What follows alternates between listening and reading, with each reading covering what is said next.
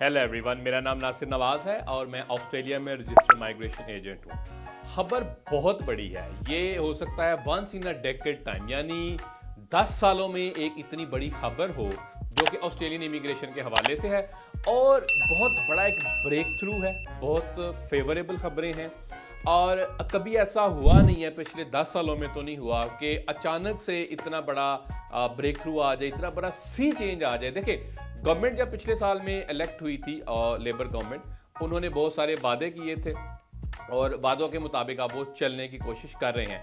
ये हो सकता है वीडियो क्लिप थोड़ा सा लंबा हो जाए, लेकिन आप इसको अगर एंड तक देखेंगे तो आपका एक अंडरस्टैंडिंग बन जाएगी। आपको एक कंप्रीहेंसिव किस्म की एक नॉलेज आपको आ सकता है कि इसमें बहुत बड़े चेंजेस हुए क्या। खबरें भी छपी, प्रेस रिलीज भी आई। मिनिस्टर जो होम अफेयर्स की जो है क्लेयर ओ'नील, उनकी एक बकायदा उन्होंने पूरी एक स्पीच भी की। तो आज मैं खबर को पढ़ूंगा और खबर को जो कि इसमें से क्रक्स निकाला जा सकता है। अब इन्होंने बड़े सारे जो एरियाज को टच किया और इसके अंदर बहुत सी चेंजेस लेके आए।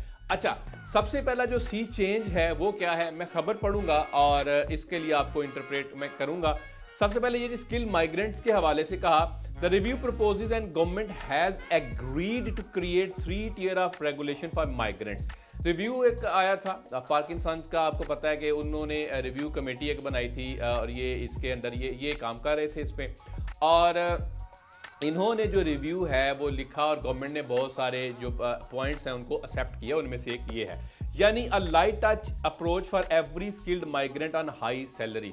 एक उन्होंने कहा लाइट टच को लेके आएंगे, एक उन्होंने कहा कि जो मिडिल इनकम वाले हैं, मिडिल इनकम का भी आगे चल के डेफिनेशन की और लो इनकम वाले जो हैं उनके लिए भी। तो उन्होंने कहा ये डिफरेंट हम ना 3 tiers बना देंगे। अब 3 tiers किसकी बनेगी, हो सकता है ये एम्प्लॉयड स्पॉन्सर्ड की बात हो रही है कि उन्होंने 3 tiers इसमें बना देंगे। आगे एक और चीज बड़ी इंटरेस्टिंग है, उन्होंने the government has accepted the need to recalibrate the point test to select migrants with high human capital who will make the greatest long term economic contribution। कहने का मतलब ये है, जो पॉइंट सिस्टम है उन्होंने क्या हम रिकैलिब्रेट करने जा रहे हैं, इसको हो सकता है रिवाइज करने जा रहे हैं। हो सकता है इसके अंदर पॉइंट्स जो हैं और चीज़ों के शामिल किए गए हों, हो सकता है पॉइंट्स को खत्म कर दिया जाए, हो सकता है अभी देखिए बहुत ज़्यादा डिटेल चीज़ें नहीं आई। हमने ये कहा कि हम रिकैलिब्रेट करेंगे और इसका मतलब ये है कि पॉइंट सिस्टम को ये छेड़ने वाले हैं और जो ज़्यादा लोग ज़्यादा टैलेंटेड हैं या ज़्यादा कंट्रीब्यूट कर सकते हैं इकोनॉमी के अंदर, उनके लिए फैसिलिटेट किया जाएगा।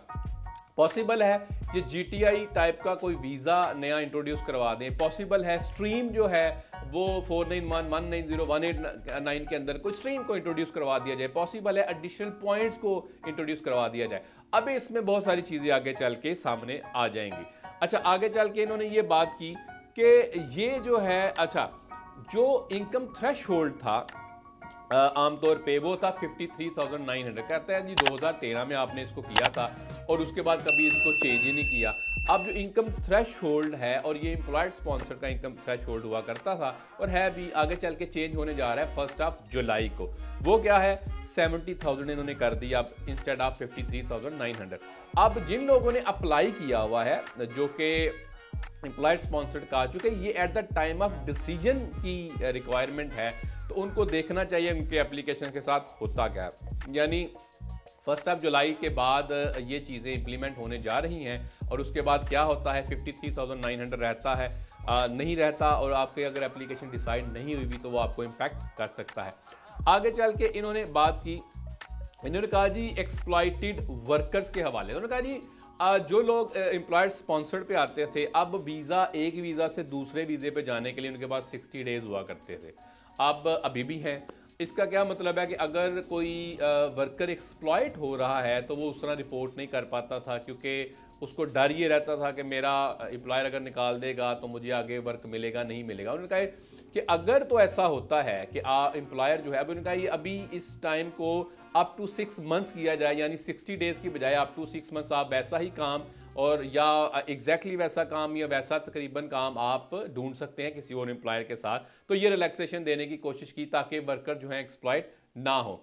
उसके अलावा आगे चल के इन्होंने बात की वर्किंग हॉलीडे मेकर्स के हवाले से कि भाई इनको आमतौर पे एक के साथ फिर दूसरा भी वीज़ा मिलता है अगर इन्होंने डेजिग्नेटेड काम किया हुआ है 3 महीने का, so on and so fourth. तो हॉलीडे मेकर्स की भी इन्होंने बात की, उसके ऊपर भी चेंजेस लेके आएंगे। अच्छा, बड़ा इंटरेस्टिंग जो पॉइंट है वो है इंटरनेशनल जो स्टूडेंट्स के हवाले से। इनका जो इंटरनेशनल स्टूडेंट्स है, कहा the review finds that Australia is not focused enough on capturing high potential international students. आगे, the integrity of the system would be improved by moving from a genuine temporary entrant criterion to a genuine student test to prevent people enrolling in a low value courses just to achieve work rights. English language requirements should be aligned with applicants for skilled visas, it says.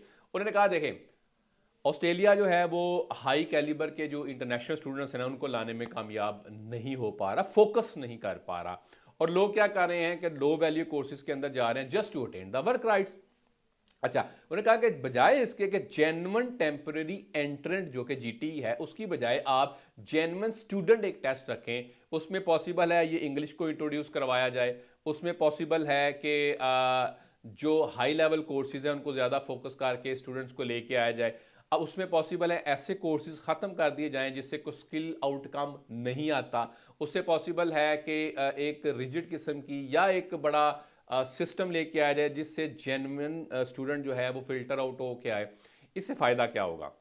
इससे फ़ायदा ये होगा कि जो कि non genuine students, international students हैं जो कि ऑस्ट्रेलिया में आ जाते हैं समटाइम्स, उनको जो डिस्करेज किया जाएगा, और बहुत सारे ऐसे लोग जो ओवरसीज़ बैठे हुए हैं वो इन लोगों को ये कह के स्टूडेंट ये कह के भेजते हैं भाई तेरे तो फुल वर्किंग राइट्स वहाँ पे होंगे, और XYZ का जो कागजात लगा के उनको भेज देते हैं, और उसके बाद वो यही समझते हैं मेरा वर्क वीज़ा है और आके पढ़ते नहीं है या पढ़ नहीं पाते क्योंकि पढ़ना नहीं आता बहुत सारे लोगों को उस तरह।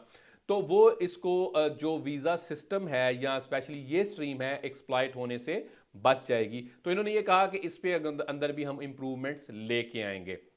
आगे चल के इन्होंने पेरेंट वीज़ा के हवाले से भी बात की, पेरेंट्स एंड फैमिलीज। उन्होंने कहा कि the review finds family reunion is an important component of a strong and stable community but wait times mean it can take up to 40 years for parents to join their children on a permanent basis in Australia। तो इसके ऊपर भी चीज़ों को revise करने ये जा रहे हैं। जो बड़ी 2-3 चीज़ें हैं वो ये हैं, एक कि अच्छा एक और चीज़ जो है जो कि एम्प्लॉयड स्पॉन्सर्ड वाले जो शॉर्ट टर्म लिस्ट वाले हैं उनका पहले PR पाथवे नहीं होता था, अब वो भी आगे चल के ये by the end of this year में भी इंट्रोड्यूस करवाने जा रहे हैं। इनकम थ्रेशोल्ड को ये ऊपर ले गए 53,900 से 70,000 के ऊपर। जो वर्क है एक एम्प्लॉयर से दूसरे एम्प्लॉयर को चेंज करने में 60 डेज की बजाय 6 मंथ्स तक इसको लेके जाना चाह रहे हैं। जेन्युइन टेम्पररी एंट्रेंट की बजाय जेन्युइन स्टूडेंट्स के ऊपर फोकस करने जा रहे हैं। तो ये बहुत बड़ी चेंजेस हैं जो कि अभी तो प्रेस रिलीज आई, अभी रिव्यू आया, अभी ऐसा ऐसा इन्होंने एक्सेप्ट किया गवर्नमेंट ने कुछ पॉइंट्स को, रिव्यू के पॉइंट्स को। आगे चल के अभी लॉज आएंगे, इंस्ट्रूमेंट्स आएंगे, एक्ट्स आएंगे। तो जैसे जैसे ये चीज़ें आती रहेंगी, डेवलपमेंट्स आती रहेंगी, हम आपको इस हवाले से अपडेट करते रहेंगे। आपका सवाल है, कमेंट है, क्यूरी है, आप कमेंट बॉक्स में कमेंट कर सकते हैं। हमें सपोर्ट करने के लिए, हमारे चैनल को सपोर्ट करने के लिए सब्सक्राइब करें। Thank you. Please subscribe to Migration Channel.